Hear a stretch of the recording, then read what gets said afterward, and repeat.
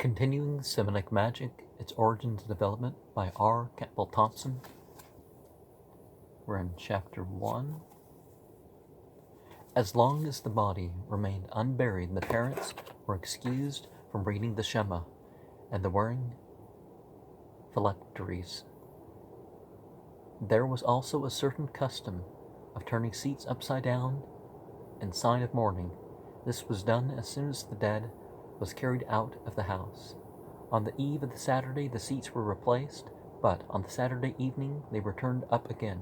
3 explanations were given by the rabbis for this. From an explanation of Job 2:13, where the expression used is "they sat with him," lerts, not on earth. God gave a form in his likeness and now turned face upwards in death as a punishment for sin, hence the couches should be turned up.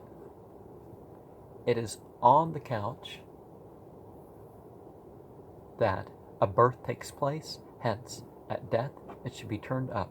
Notwithstanding these elaborate explanations, I think it is a good idea to prevent the ghost from returning to sit in the house. Similarly, as long as the corpse is above the ground, the mourners should eat with the neighbors. If they have no neighbors in any chamber but the customary dining room, in default of this, some separation between them and the dead should be made, or in the impossibility of doing even this, they should turn, at least for eating, towards the opposing wall in any room. Among the Jews in Palestine at the present day, unless the Kaddish is said after a man's death, he cannot rest. Well, even if it's good to say things, I don't think anybody else is dependent on your spiritual deeds. As such, the modern Arabs and Syrians consider that a man has obligations towards the dead, which must not be neglected, and they tell stories of the way in which departed spirits, left to shift for themselves, have returned to their descendants in dreams at night, reproaching them for their lack of filial duty. Among the Nusayriya, there is a sacrifice for the dead, and a parent may say at the sacrifice, "Redeem soul by soul," that is, redeem the soul of the dead man by the soul of the animal to be killed as a victim. Among certain Arabs, when they died, their camel was tied to their sepulchre, and so left without meat and drink to perish, and accompanied them to the other world, lest they should be obliged to the resurrection to go on foot. And in George Sale's Quran commentary, he hopefully, in mentioning this, pointed out how Islam does not allow such practices of starving animals to death. And according to Curtis, an Arab often leaves a sum in his will to be expended in the sacrifice of a victim on his behalf. On the day of Orban, the great sacrifice on Mount Arafat, each Muslim family kills many camels. It kills as many camels as there have been deaths of an adult person during the last year in that family, 7 sheep being full substitutes for 1 camel. Paul Grave explains in his chapter, Ma'an, to the Jauf Arabs, that the souls of the dead are pleased with many, nay, require sacrifices at their tombs, and the blood thus shed nourishes and satiates them. In Palestine, the tops of tombs are sometimes made concave to allow the rainwater to accumulate there, that the dead may drink. These are paralleled in the Vecvia of the Odyssey, in which the ghosts drink readily of the sacrificial blood. We have therefore ample evidence that the Semites generally paid rites and made offerings to the dead under the impression that they were feeding the ghost, and that if they ceased to offer sustenance to the souls of their ancestors, they might render themselves liable to affliction or even possession by the hungry souls of the departed. But there are many other accidents which prevent the soul from entering into the rest. He that lieth in a ditch, he that no grave covereth, he that lieth uncovered, whose head is uncovered with dust, The king's son that lieth in the desert are in the ruins, the hero whom they have slain with the sword. Among the modern Arabs, the soul of a murdered man must be nailed down. If a man is murdered in Egypt, his afrit rises from the ground. Well, Islam does not believe that humans are afrit. There can be spirits connected to a memory or something. Where his blood is shed, but it can be restrained by driving a nail into the ground at the spot where the murder was committed. Well, Arabs believe a lot of things. I met with such a case in Tripoli, Barbary, while I was waiting for my caravan to be made up for a journey around the island districts. The proprietor of the little Italian locanda showed me a nail which had been driven in the paving of a porch floor. A few years before, a native had been murdered close to the door, and immediately the neighboring Arabs thronged thither with hammer and nail, thus secured the freedom of the place from being haunted by the dead man's soul. Sometime after, the proprietor attempted to remove the nail, but he was at once prevented, on the grounds that the ghost would thereby be released. Numbers 19:16 says, "And whosoever in the open field toucheth one that is slain with the sword should be unclean for 7 days." Well, you'd think that somebody who died not of the sword is going to be, the course of someone dying not by the sword is a higher risk. While on the subject of nailing down a demon, the method in vogue for curing a headache at Mosul is worth quoting. The sheikh comes and lays his hands on the patient's head and then drives a nail into the wall, thus obviously transfixing the devil therewith. Fraser in The Golden Bough quotes other instances, notably 2 among the Arabs. One, familiared of a house in Mogador, haunted by spirits and devils who threw stones about, but were finally laid by a holy man pronouncing an incantation and driving a nail into the wall. The second is mentioned by Lane similarly to the cure for a headache that I have met in Mosul. The people of Cairo suffering from migraine used to knock a nail into the great wooden door of the old south gate. According to Baldenspeger, the Mered, a very tall Arab ghost, appears, Marid maybe? Appears chiefly where people have been killed, and the Muslims use big iron or wooden pegs to prevent such ghosts from appearing. Well, those practicing Islam in that regard aren't doing that. They don't placate the dead or the spirits or anything like that, or because that's shirk. A similar belief may be traced in the story of Rabbi Isaac Luria when he was passing the great academy of Rabbi Yochanan in Tiberias. He showed his disciple a hole in the wall, saying, "In this stone there is a transmigrated soul, and it cries that I should pray on its behalf."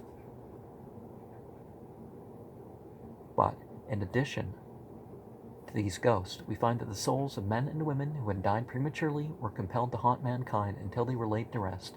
Among these we find mentioned in Assyrian spells, "He that hath died of hunger in prison, he that hath died of thirst in prison, the hungry man who was in his hunger hath not smelt the smell of food, he whom the bank of a river hath let perish and hath died.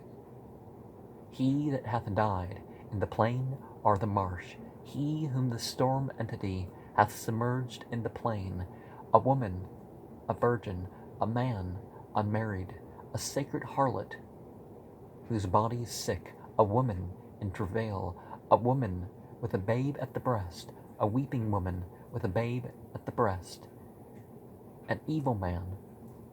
The list is further elaborated by the details that it may be a ghost of a dead woman who was nursing her child, whose breast was sweet, bitter, ulcerated, or wounded, or of a woman with child whose womb was healthy, loosened, patru, cast, rumu, are not healthy.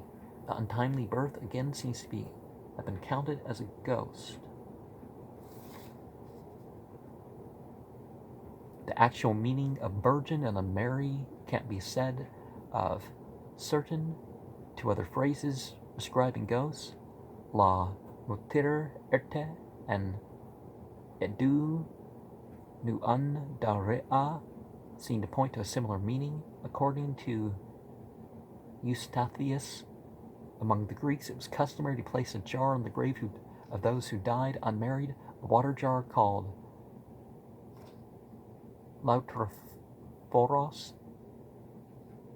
in token that the dead had died unbathed and without offspring. For the weeping woman, I would suggest that her babe has also died. I venture to think that the explanation that they are all ghosts of dead people to be a better one than that of Emphosi. That is not mentioned specifically that they are dead is no stumbling block. It was, I think, clearly understood, and further, the ill-omened mention of death was in many cases thus avoided, just as it was among the Greeks a purification for you to whom it is meet and right, i.e. the dead. And let us also remember that when we there's ways of speaking in some languages and others, and that's an example of how that interpretation is enforced by that. Mush enekatu Shah inna mitches. Tule Emat is one that died of carcinoma. Among the modern Arabs, the bad milk of nurses is held to be one of the things, along with poison of serpents, scorpions, mad dogs, etc., against which a magical cup will be efficacious by its virtue. You know, the sorcerers are claiming these things. And another note here, Ispu Kubu Shah. Jastrow explains this as Frugeburt. The Shah may be the beginning of a translation of the corresponding Sumerian Itu Nutilla, that which does not complete the month. Also the beginning of the Devil's and the Spirits, tablet 4, they that are, which was spawned in the creation of anew, children of the earth, they were born, they that are, that which a woman in travail, which an evil foster mother. Now, this curious ghost, the woman who has died in childbirth, is universal. Doti relates how in Arabia he heard screeching owls sometimes in the night, that the nomad wives and children answered them with mocking again, Yimgebas, Yimgebas. The harem said, it is a wailful woman seeking her lost child through the wilderness, which was turned into this forlorn bird. Among the Malays, if a woman die in childbirth, she is supposed to become a lang sugyar, or flying demon, a female familiar. To prevent this, glass beads are put in the mouth of the corpse, a hen's egg is put under the armpits, and needles in the palms of the hands. This stops the dead woman shrieking, waving her arms, or opening the hands. And a lot of people put huge gravestones and piles of rocks on top of dead bodies for similar reasons. The original Langsuyar was supposed to be a kind of night owl, like the Lilith of rabbinic tradition, and a similar, well, Lilith is, a lot of these things we find out are even older than mentioned by the Jews. Or did the Jews ever mention anything that somebody else didn't say before?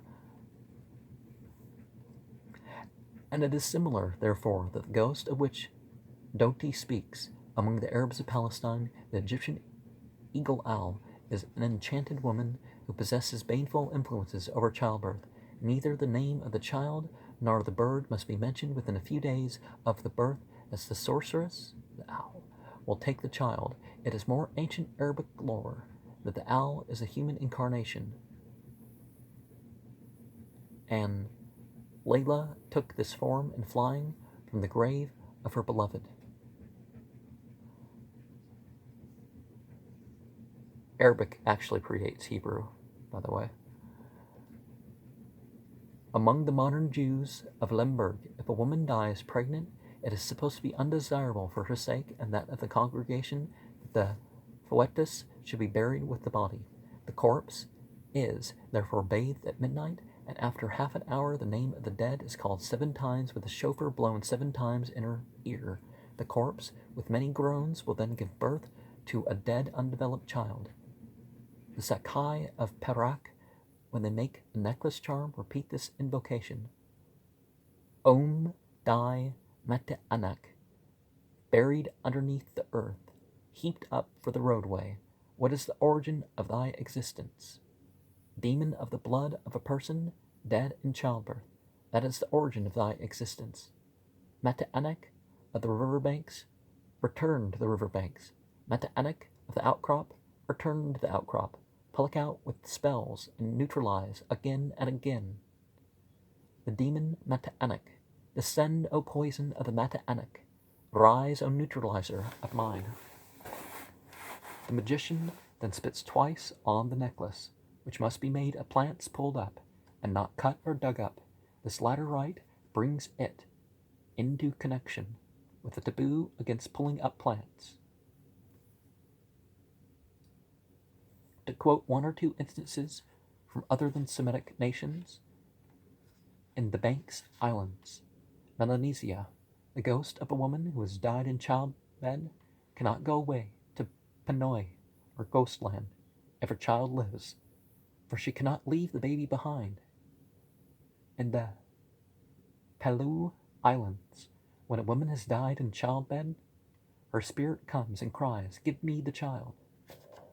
In India, the same ghost is said to appear. It is the custom among the Jews in Palestine, if a woman die in childbirth, to keep the husband out of the room. Among the Greeks, the clothes of women who died thus were left at the grave of Iphigenia and Hala.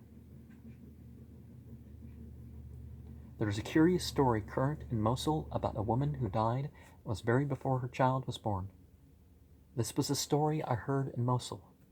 I learnt that it was also told of Baghdad when I was there, and curiously enough, when at Luxor some time after, an Arab boy told me that a near relation of his father or uncle, who was a native of Mosul, had also repeated it to him. The story goes that after the woman was buried in a tomb, her son was born and lived and grew up in that tomb for about 10 years. When he was found by a man digging into the grave, the boy was taken out, fed and clothed, and lived to a good old age. It is therefore to be presumed that during his childhood in the tomb the boy was fed in some supernatural manner that would seem to imply the return of the mother's spirit. Dead virgins and men who die unmarried we shall discuss later, but be it noted, however, that the Syrian words used to describe such ghosts show that full-grown and marriageable people are intended, and not immature children, and from all the evidence it seems likely that they were supposed to be wedded to incubi or succubi, who claimed them after their death. And let us remember, when we're talking about virgins in the ancient way of speaking, I mean, if you look at the Song of Psalms and even older stuff, they didn't play this technical virgin game. If you were having any of the 5 types of sex with people, you weren't considered a virgin. Now, there's the heterosexual, not engaged in heterosexual. There were terms for that, but in some cultures they were, very open to that sort of thing. But they were more concerned about birth, unlawful births not being made and not opening those doors than they were sexual purity in itself. But the untimely birth or abortion, if restoration of the Syrian text is correct, is an extremely probable ghost. According to rabbinic tradition, an infant cut or torn at birth, a miscarriage, or born alive at the 8th month, or born dead at the 9th, all the religious ceremonies do not apply to it. We may therefore infer that the Jews believed it to be the result of some ulterior cause. Again, it is laid down in the Talmud that the dwellings of heathens, well, not heathens, but Gentiles, I don't know what the word is, those who turn their back on God, polytheist, um, I'm not sure what word would be used, but anyways, must be considered unclean because it was supposed that they buried their miscarriages in their houses. According to legends of the latter Jewish demonology, devils are not so much fallen angels as immature creatures or abortions. Muhammad is said to have ordered prayers to be said over an untimely birth when supplication should be made for a father and a mother for forgiveness and mercy. Hughes' Dictionary of Islam says, as a legend worth mentioning, the Arab belief about Eve's first child is interesting. When Eve was pregnant, the devil came to her and asked her if she knew what she carried and suggested that it might be a beast. He appeared again, pretended that by his prayers he would obtain of God that it should be a son in Adam's likeness if they would call him Abul Hareth instead of Abdullah, servant of the devil. Is that what the name is? When the child was born, it died. And this is a note, Surah 8. Okay. In Malay ideas, deformed children may be the result of violating certain animal taboos. Now, if any one of these disembodied souls came back to Earth for some reason, it might fasten itself on any mortal who would have been in some way connected with him in this world, or had been brought, either visually or by contact, into relations with the corpse. The chance of sharing food, oil, or clothes during life constituted an act which gave the spirit after death a claim to return to its friend or even casual acquaintance to demand the rights which would give it rest. Nay less, the mere act of eating, drinking, anointing, or dressing oneself in company with another person without giving or receiving anything was enough for the ghost to single out his victim and seize upon him until perforce the man was compelled to suggest that he would pay it its due rights if left in peace. The living man thus tormented makes no promises. He merely threatens that no offering shall be made to the dead until the spirit leaves him free. Tablets 4 and 5 of the Evil Spirits series renders this quite in the Assyrian tradition, and the incantation seems worth putting in full. And after these notes, Tobiah 1:16, and in the days of Enemessar, I did many alms deeds to my brethren. I gave my bread to the hungry and my garments to the naked. And if I saw any of my race dead and cast forth on the wall of Nineveh, I buried them. Devil's Tablet 4. On the question of vengeance of the dead, notice the story of Barakoth. Has not our Papa related that someone, having despised Samuel, a gutter fell on his head from above and broke his skull? Was this not the vengeance of the defunct? No, since it was the question of a great wise man, the Lord himself intervened in his favor. Now, by Lord, I presume they meant Yahweh, which is never translated. It doesn't translate it as Lord. That's not appropriate. Increasing existence. God is a noun and a verb. Establisher is establishing, established. But not Lord. Lord is not any way to translate that.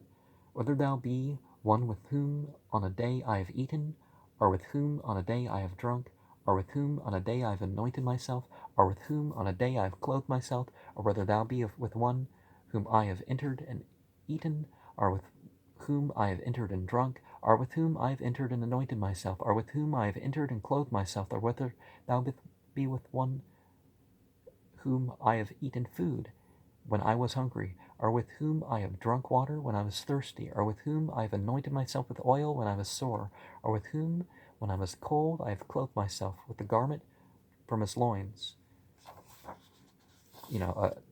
His very own garment, clothes is basically what's being meant there. Whatever thou be, until thou art removed, until thou departest from the body of the man, the son of his entity, thou shalt have no food to eat, thou shalt have no water to drink, thou shalt not stretch forth thy hand unto the table of my father Bel,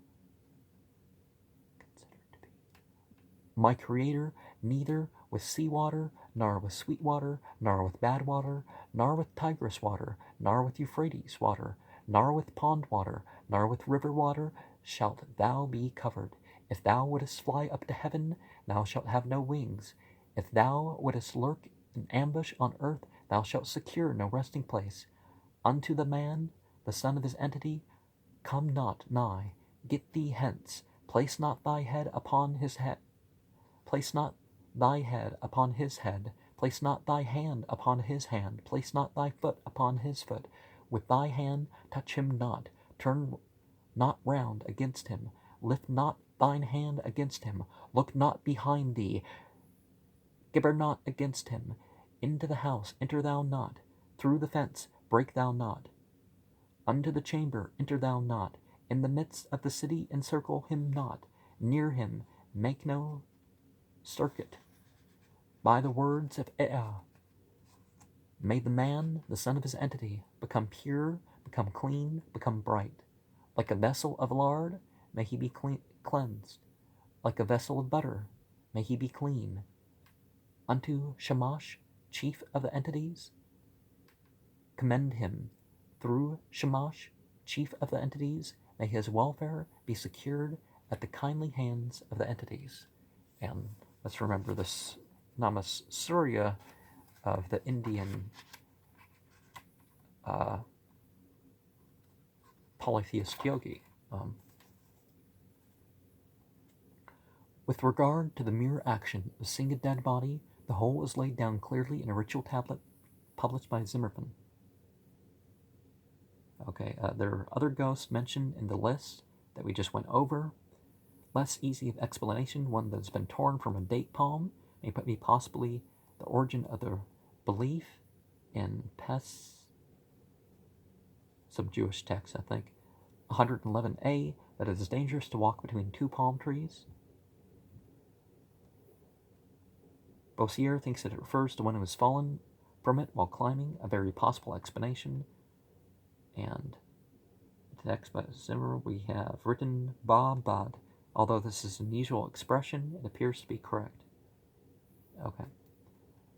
When a man looketh upon a corpse, and the spirit seizeth upon him, thou must sanctify the dwelling, lay down upuntu meal in the morning, for nothing evil a sorcerer and sorceress. Make figures of the sorcerer and sorceress. Thou shalt cause to take with clothes for each day, thou shalt dress them with fine oil, anoint them. Before the sun thou shalt sprinkle the kisar with pure water. Thou shalt set clean seats for the entity. Thou shalt spread out shining garments, and altar thou must place for the entity. 3 times a meal thou shalt set before Shamash, Ea, and Marduk. Dates, after meal, thou shalt pour forth. Thou shalt set 3 adagar vessels, 3 censers of incense. Thou shalt set. Thou shalt pour forth corn of all kinds. For the ghost of his family, on the left of this offering, thou shalt set a seat. For the ghost of his family, on the left of the ghost, on the left a seat thou shalt set. For the ghost of the family, thou shalt pour libations and offer other gifts. It is necessary to point out the universal taboo, both among the Semites and other races, on the dead body, but it's interesting to see that these views on this subject, the dead body, is of course itself taboo in the Hebrew and Islamic laws show this distinctly. George Sale says some stuff further in section 4, the Bedouins and the Wahhabis, Burkhart's book, but a lot of Arabs don't know what Wahhabis are until they move to. I mean, there's plenty of people of all types born in the West, but because they didn't know of Wahhabism, they just thought, oh well, a fundamentalist, and that's supposedly what we're all supposed to be trying to be doing, and blaming the Saudi government on this guy's movement is, poor. It's not right. Read his couple books before you make any conclusions about Ibn Abdul Wahhab. Among the Arabs, a woman and child. There are a couple points that a Muslim should disagree, but among the Arabs, a woman in childbed must get up and go out of the house when a corpse is carried past, or death may ensue to both mother and child. The Arab again must recite a prescribed formula of prayer on the passing of a funeral procession, and also on the seeing of the first fruits of the season and its flowers. The dead in its said will hear the voice if on crossing a cemetery he cry aloud, O ye people of the grave, may peace be upon you, of both sexes of the faithful. Among the Jews of Palestine, a dead body is not for a moment left alone, it being thought that the wandering spirits might take possession of it. After a death of 7 days, a lamp must be kept burning all the time. Should it be by accident extinguished, it is considered a bad sign. Near the lamp are placed a cup of water and a towel, as it is supposed that the spirit comes to wash there.